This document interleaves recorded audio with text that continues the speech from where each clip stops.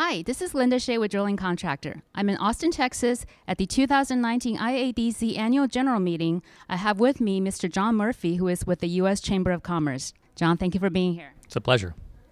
So you talked here at the conference today, and you said that the U.S. economy is stronger than ever. We've got very low unemployment rates, but you see some warning signs on the horizon. Can you tell us about those? Yes, in many ways, the economy is very strong today.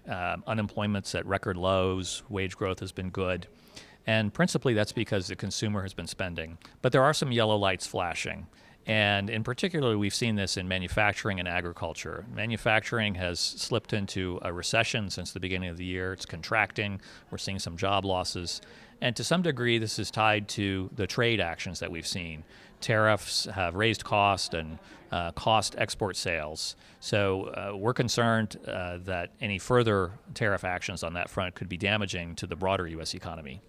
And one of the interesting points you made during your presentation was that we're manufacturing quite a lot of goods in the U.S., but with fewer people than ever. So what's behind that, and what kind of impact does that have for our nation? You know, it's common to hear people say, we don't make anything in America anymore. And it couldn't be more wrong.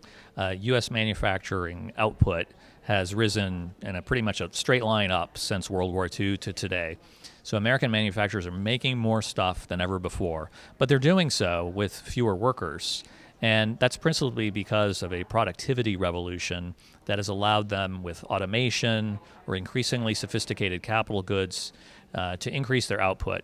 And trade is part of the solution here, part of what's helped them, because about half of everything that U.S. manufacturers make is for export. And what are the issues of contention under the USMCA, and what kind of impacts can we expect to see in the energy industry specifically? USMCA is near the goal line here. There are ongoing talks between the Trump administration and Speaker Pelosi to try and resolve a small number of lingering concerns that Democrats have in the House. We're hopeful that we'll see forward movement that'll allow a vote to take place. It's very important to the energy sector because North America has become an integrated energy market. And one thing that USMCA will do is it will lock in reforms that Mexico undertook several years ago, where they opened up, to some degree, their energy sector to foreign investment, foreign participation. So it's a chance to lock that in and continue the growth that we've seen in the North American energy sector in recent years.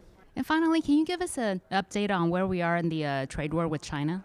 The Trump administration and the Chinese government appear to be close to what they're calling a phase one trade deal. Under this arrangement, China would commit to purchasing several tens of billions of dollars of U.S. agricultural output. This is important for the Trump administration because U.S. farmers have been hurt by the trade war.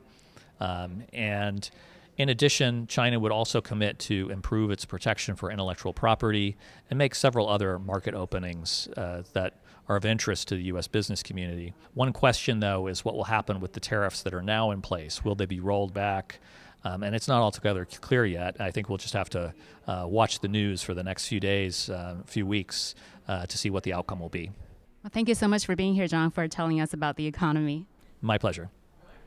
And thank you, viewers, for joining us on drillingcontractor.org.